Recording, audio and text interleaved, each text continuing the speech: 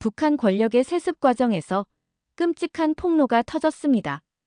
김정은의 후대 세습을 위해 김주애를 등장시킨 이후로 김여정이 권력의 중심에서 버려졌다는 소문이 끊이지 않았는데요. 그런데 김여정의 땅에 떨어진 권세와 세습 과정의 끔찍한 비밀을 폭로하겠다는 여성의 충격적인 고백이 공개되었습니다. 그녀는 김여정의 측근으로 이제는 도망자의 신세가 되어 남한으로 탈북하게 되었다고 하는데요. 새터민 박정옥님의 이야기를 지금 바로 들어보겠습니다. 잠깐 구독, 좋아요를 눌러서 사연의 주인공을 응원해주세요. 안녕하세요. 저는 8년 전에 탈북한 새터민 박정옥이라고 합니다. 제 가족들이 북한을 탈출했을 때 저는 고작 17살이었어요.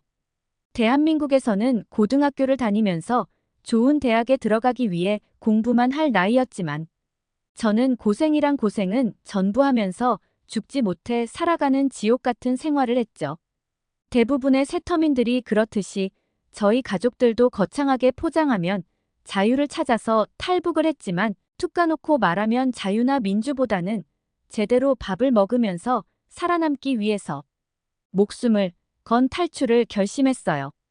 하지만 탈북은 생각만큼 간단한 일이 아닙니다. 탈북을 결심하고 준비해서 한국에 오기까지 자그만치 1년이 넘는 시간이 걸렸거든요. 1년이란 시간 동안 저희 가족은 매일 피가 마를 정도로 불안하고 초조한 상태에서 살아야 했습니다. 하지만 많은 사람들이 새터민이라고 하면 자기만 살려고 고향과 동포를 헌신짝처럼 버리고 도망친 기회주의자라고 생각하면서 한번 배신한 사람은 또 배신할 거라는 잘못된 생각을 가지고 있는 걸 봤어요. 그래서 새터민을 배신자 취급하는 사람들이 저희들에 대한 편견을 조금이라도 없애는데 도움이 되고자 제가 북한에서 어떻게 살았는지, 그리고 탈북을 하면서 얼마나 죽을 고생을 했는지 들려드리려고 해요. 저희 가족은 김여정과 먼 친척 사이였습니다. 그러니까 북한의 최고 권력자인 김정은과도 멀기는 하지만 친인척 사이였어요. 그리고 아버지는 세상 돌아가는 물정에 밝고 장사 수완이 좋아서 김여정의 친척이란 걸 과시하면서 중국을 통해 생필품을 떼와서 평양의 장마당에서 파는 장사를 하셨습니다. 북한은 대한민국과는 완전히 달라서 도시 간의 이동이 자유롭지 못하고 다른 도시로 가려면 보위부에서 통행증을 발급받아야 해요. 그래서 평양에서 사는 사람들은 모두가 특별한 선택을 받은 힘이 있는 사람들입니다. 한국의 재래시장과는 비교가 안 되지만 장마당의 규모가 제법 컸고 돈만 있으면 옷이나 먹을 거 외에도 담배나 술, 화장품까지 원하는 건 전부 살 수 있었죠. 그러니 평양의 장마당에서 장사를 한다는 건 보통 뒷배로는 어림도 없는 일이었습니다. 이전에는 최고 권력자의 여동생인 김여정의 친인척에게 큰 권력이 주어졌지만 최근 김주애로 권력 세습 의지가 강해지면서 김여정의 권력에 균열이 생기고 있었죠. 자연스럽게 그녀의 친척인 우리 집안도 알짜배기 장마당에서 장사를 하는 특권을 빼앗기게 되었습니다. 그 자리를 노리고 돈을 싸들고 기다리는 사람이 한둘이 아니었거든요. 하지만 아버지는 어디에 줄을 대야 하고 누구에게 뒷돈을 얼마나 찔러 넣으면 원하는 걸 얻어낼 수 있는지 잘 알고 계셨어요. 그래서 보위부와 사회안전성 고위 간부들에게 확실한 줄을 댔고 장마당에서 자리를 잡을 수 있었습니다. 아버지는 중국 단둥으로 들어가서 주로 옷과 비누, 치약 같은 생필품을 사서 트럭을 수배해서 신의주를 통해 평양으로 들여왔습니다. 처음에는 아버지가 보위부에서 허가를 내준 트럭을 직접 운전해서 엄마와 같이 중국을 오가며 장사를 하셨는데 2년 만에 시장에 점포도 열고 노점 생활을 청산하게 되었죠. 그때부터 아버지는 직원과 트럭 기사를 두고 물건을 더 많이 들여와서 팔았습니다. 그때는 정말 돈을 갈퀴로 쓸어 담을 정도로 벌게 되었어요. 그렇다고 돈이 전부 아버지 주머니로 들어오는 건 아니었죠. 뒤를 봐주는 여러 간부들에게 장사 수익의 절반을 바쳐야 했습니다. 그래도 저희 가족은 쌀밥에 소고기국을 원 없이 먹으면서 남부럽지 않게 살 수 있었습니다. 저도 평양의 고급 중학교에 다니면서 당 간부들의 자식들과 동무를 맺고 지냈거든요. 그때는 아무 걱정이 없었고 공부만 하면서 제가 좋아하는 피아노도 개인 교습을 받을 수 있었고 아버지가 중앙당 간부인 친구의 집에 놀러라도 가면 소, 닭, 돼지 등 온갖 고기로 만든 기름진 요리를 배가 터지도록 먹을 수 있었어요.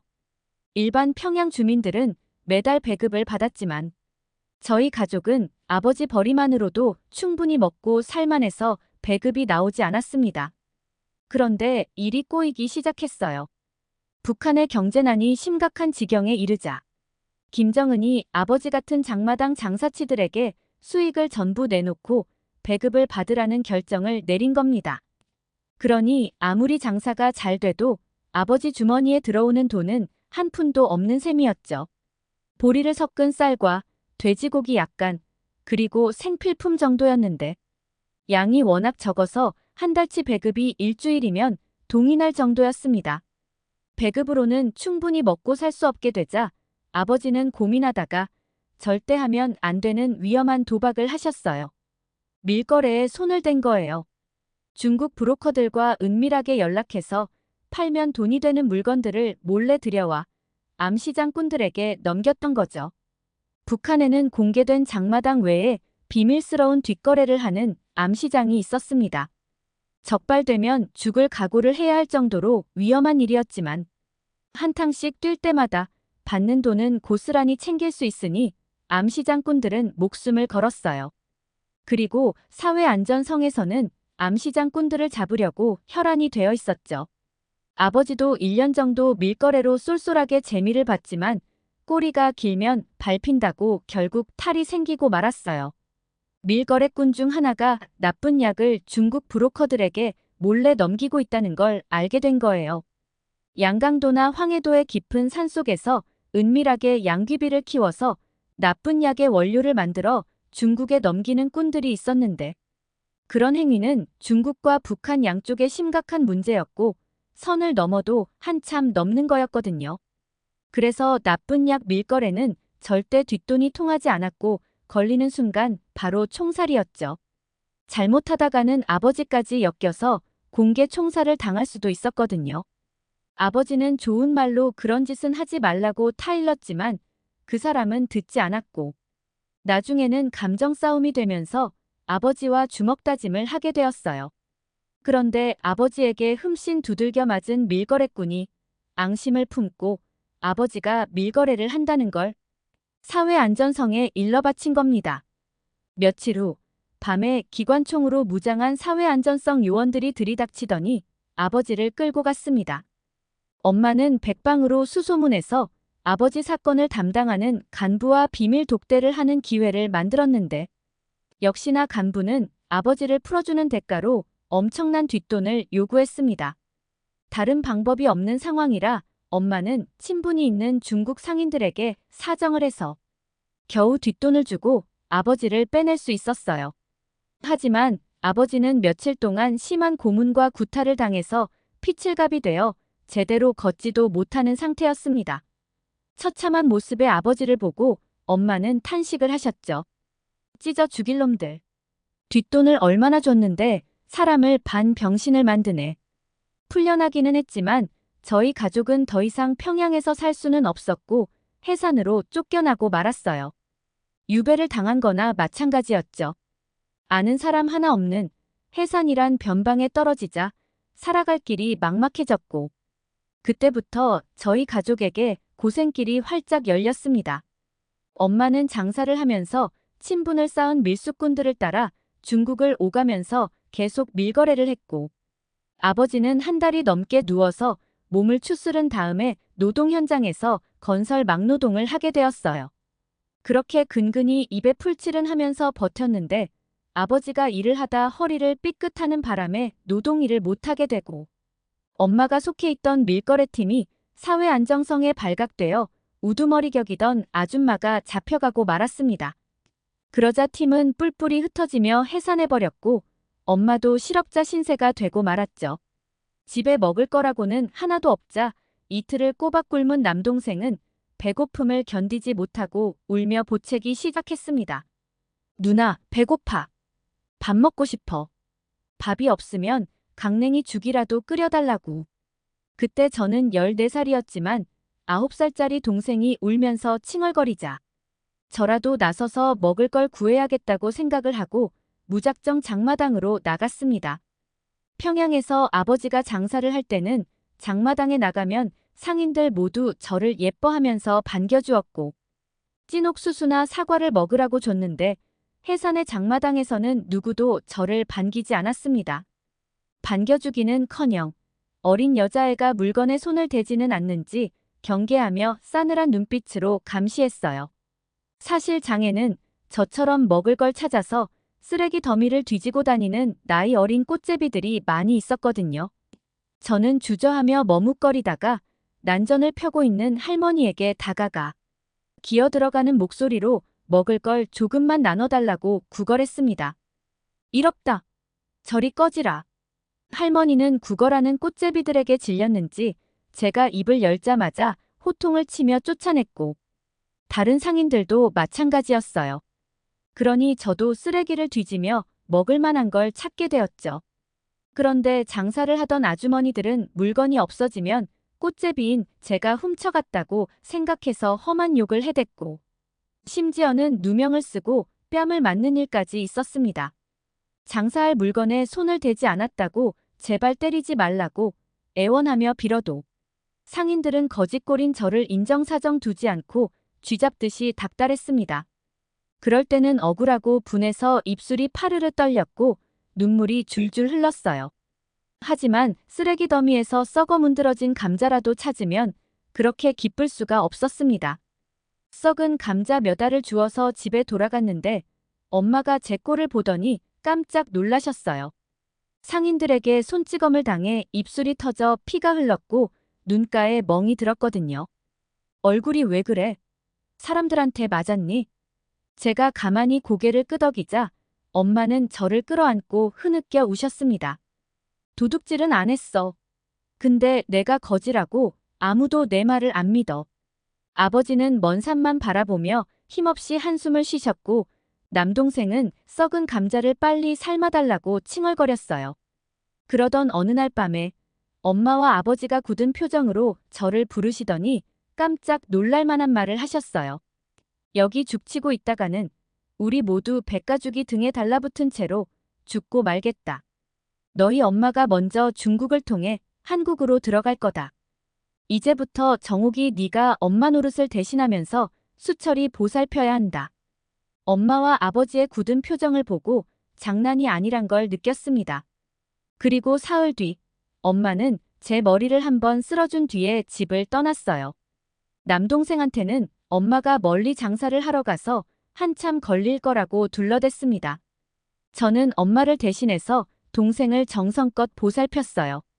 이제 장마당에서 구걸한 지도 1년 정도 되자 안면을 익힌 아줌마들이 경계심을 풀고 저를 딱하게 여겨서 먹을 걸 나눠주거나 일을 시키기 시작했습니다. 세상에 공짜는 없는 법이어서 감자 한 알이라도 얻으려면 물건을 나르고 청소를 하고 야채를 다듬는 일을 하루 종일 해야 했죠. 그래도 이제는 밤마다 먹을 걸 가지고 집에 갈 수 있어서 뿌듯했어요. 아버지의 허리도 많이 좋아져서 건설 노동을 다시 시작하셨어요. 아직 몸이 온전치 않다는 걸 아는 노동감독관은 아버지에게 건설 자재를 관리하는 사무일을 맡겼습니다.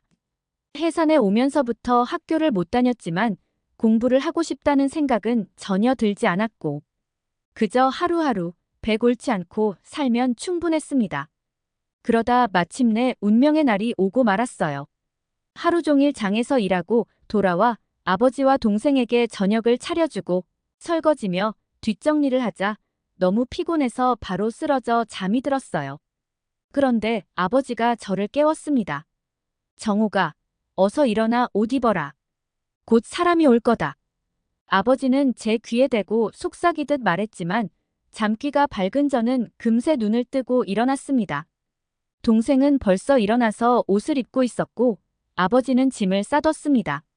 말하지 않아도 오늘 밤 북한을 탈출한다는 걸 깨달았고 옷을 입는데 본능적인 느낌으로 이제부터 정말 위험할 거라는 느낌이 들자 손이 덜덜 떨렸어요. 무서워하지 마라. 다 잘 될 거야.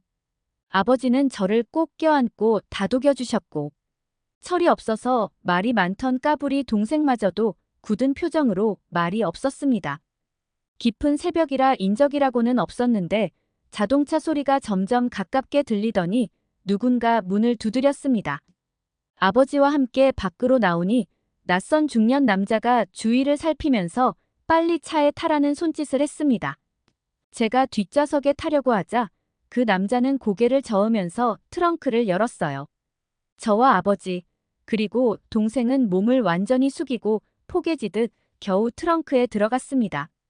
이제부터 내가 문을 열 때까지 숨소리도 내지 말고 조용히 있으라. 절대 소리 내면 안 된다. 불편해도 무조건 참으라.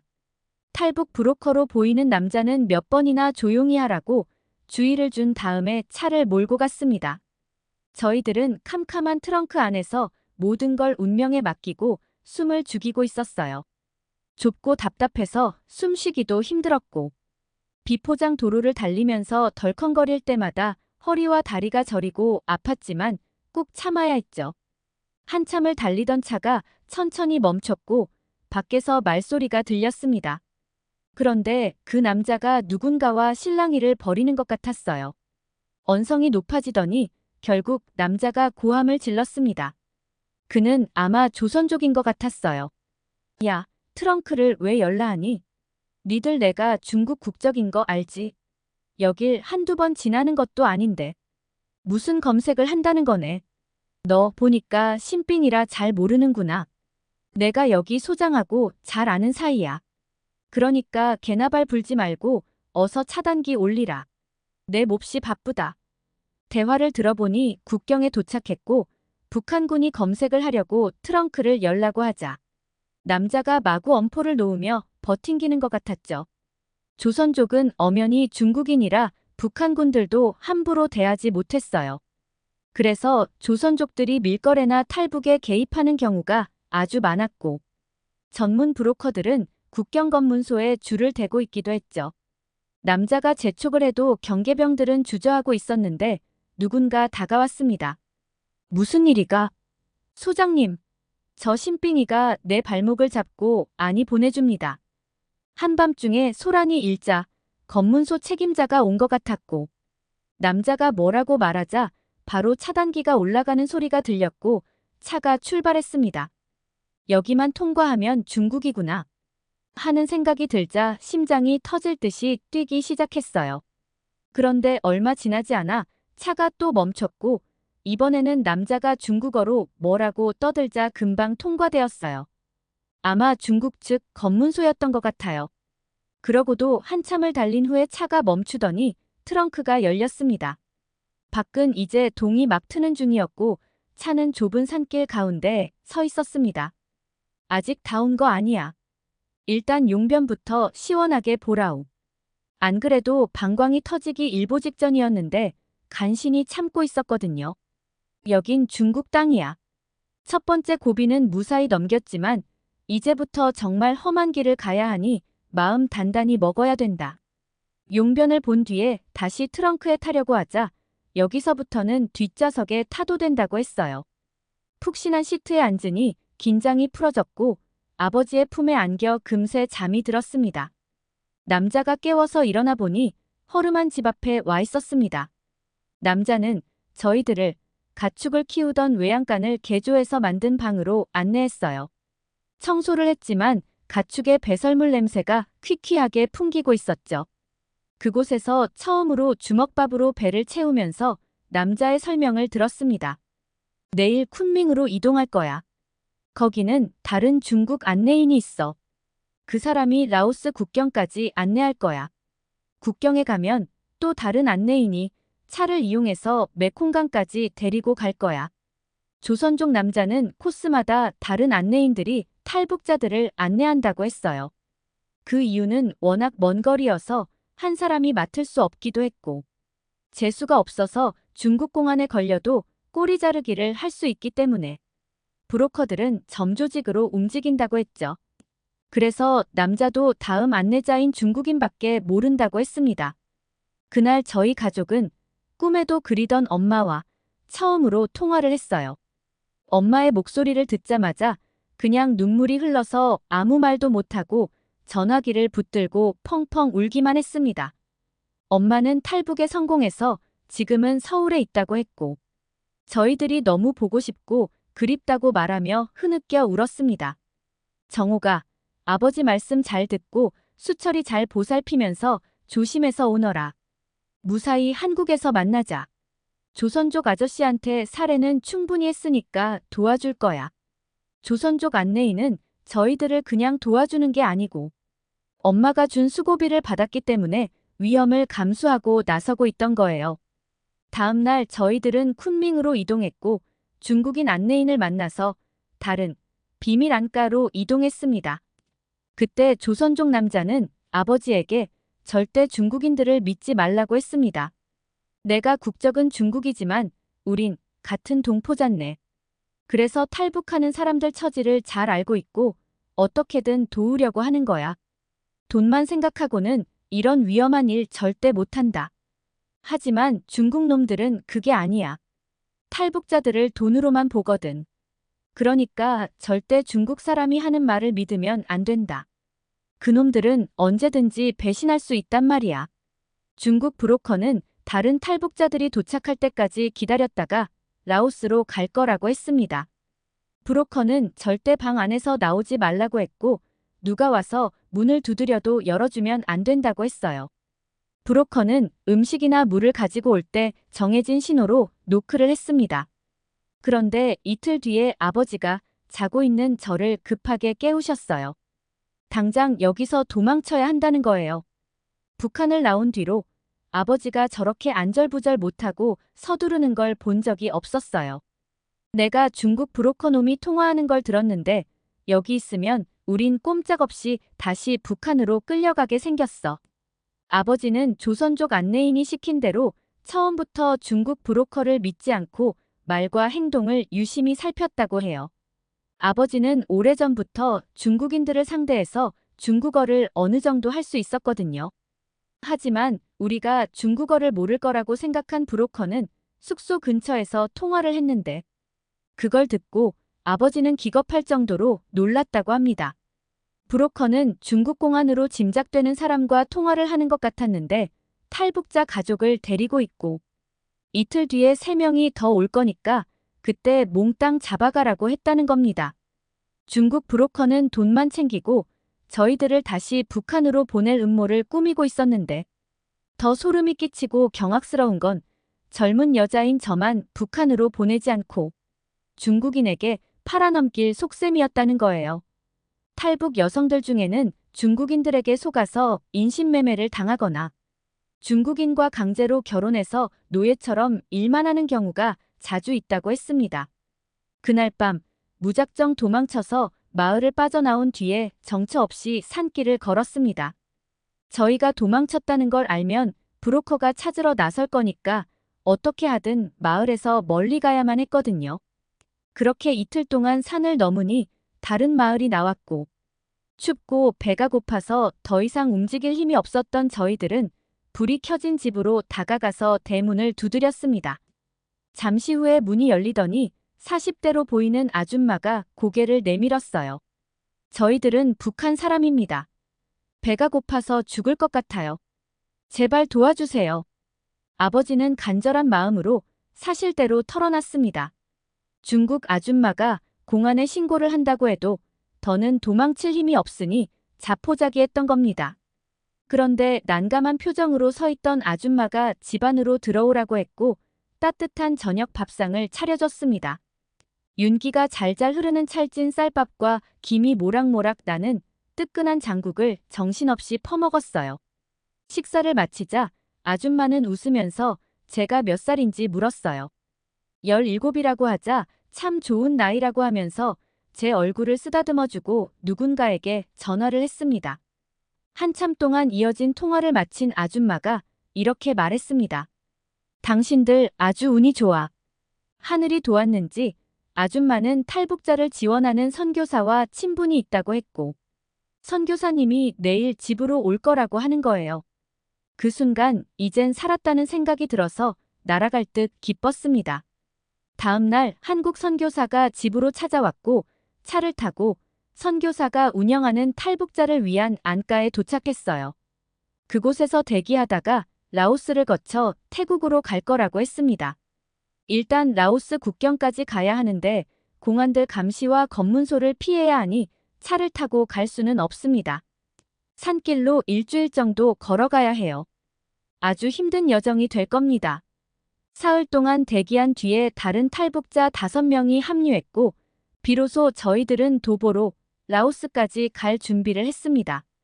옷과 비상식량, 그리고 선교사님이 준비해준 약품을 챙긴 뒤에 저희 가족 3명과 다른 탈북자 5명, 그리고 안내인까지 모두 9명이 일행이었죠.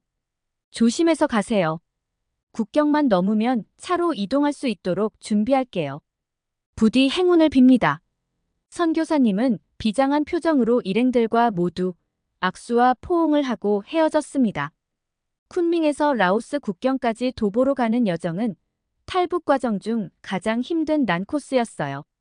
라오스 국경까지 일주일 넘게 걸어야 했고 험한 산을 몇 개나 넘어야 했는데 산을 넘으면 황량한 사막이 나타났습니다. 문제는 일교차가 엄청나게 심해서 낮에는 찌는 듯이 덥고 밤에는 몸이 덜덜 떨릴 정도로 추웠어요. 해가 뜰 때부터 질 때까지 정말 쉬지 않고 걸어야 했죠. 식사는 하루에 한 끼 건빵 몇 개와 물만 마시면서 버텼습니다. 그러니 감기에 걸리는 게 당연한 일이었죠.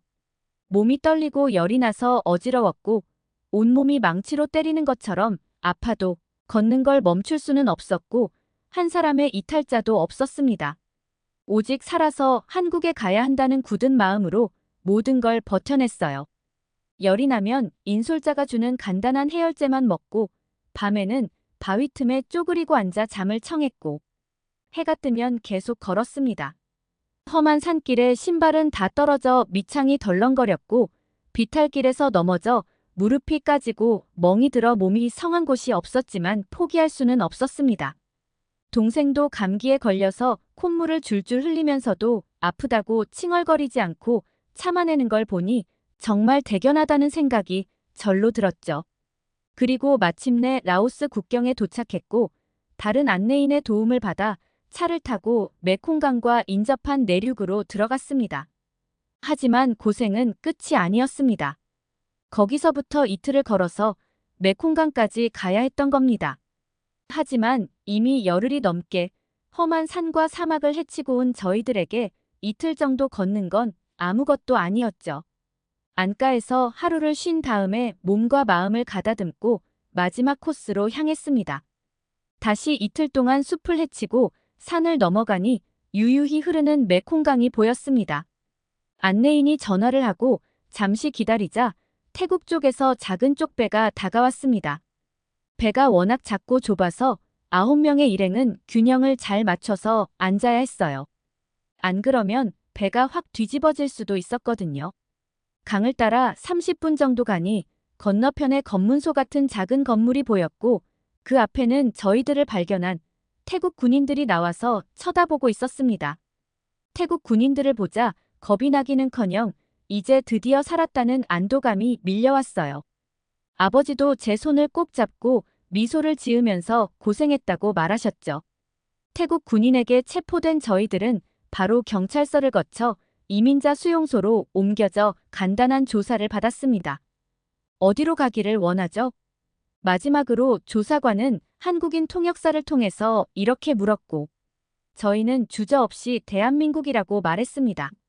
그리고 이틀 뒤에 저희들은 대한민국 대사관에 인계되었어요. 지금 그때를 돌이켜보면 정말이지 꿈을 꾼 것만 같습니다. 대사관에서 다시 조사를 받았는데 직원들은 너무나 친절하고 따뜻하게 대해줬고 선교단체에서는 저희를 위해 매 끼니마다 정성껏 만든 한국 음식으로 도시락을 챙겨줬습니다. 대사관에서 마련해준 호텔 같은 숙소에서 일주일을 머문 뒤에 저는 난생 처음으로 비행기를 타고 한국으로 가게 되었습니다. 머릿속에서는 만감이 교차하는데 곧 한국에 도착한다는 안내방송이 나왔고 창문에 가리개를 올리라고 했습니다. 비행기는 서울 상공 위를 날고 있었는데 그때 제 눈에 비친 서울의 야경은 정말이지 황홀할 정도로 아름다웠어요. 하늘 아래에는 휘황찬란한 불빛들이 끝도 없이 이어졌습니다. 인천국제공항에 도착하자 미리 기다리고 있던 국정원 직원의 인솔을 받으며 따로 마련된 통로를 통해서 대기하고 있던 버스에 탔습니다. 그때는 어렴풋하게 동이 터오는 시간이었고 버스로 인천대교 위를 지나면서 바다 한가운데를 수많은 차량들이 달리는 모습을 보면서 한국 영화나 드라마 속에서 도로를 가득 메운 차량 행렬과 밤새도록 찬란하게 빛을 내는 도시, 그리고 사람들의 깔끔하고 화려한 옷차림이 촬영용으로 준비된 세트장이 아니었다는 걸 깨달았습니다. 국정원에 도착한 뒤에는 가장 먼저 단체로 병원에서 정밀 건강검진을 받았고 하나원으로 이동해서 면담과 조사, 그리고 남한 사회 정착을 위한 자세한 교육을 받게 되었죠. 그때 엄마와 눈물겨운 재회를 했습니다. 엄마는 달려와서 저와 동생을 꼭 끌어안고 감격의 눈물을 흘리셨고 저도 마찬가지였죠. 고생했다. 정말 고생했어. 이젠 무슨 일이 있어도 죽을 때까지 헤어지지 말자. 그렇게 길고 힘든 여정 끝에 저희 가족은 대한민국 정부의 지원을 받고 행복을 누리며 살게 되었어요. 저는 늦은 나이지만 대학에 들어가서 공부를 했고 작년에 졸업을 해 지금은 교사가 되어 아이들을 가르치고 있습니다. 이제부터는 대한민국에게 받은 은혜를 평생 갚으면서 살아갈 생각이에요. 끝까지 들어주신 모든 분들께 감사드리며 마치겠습니다.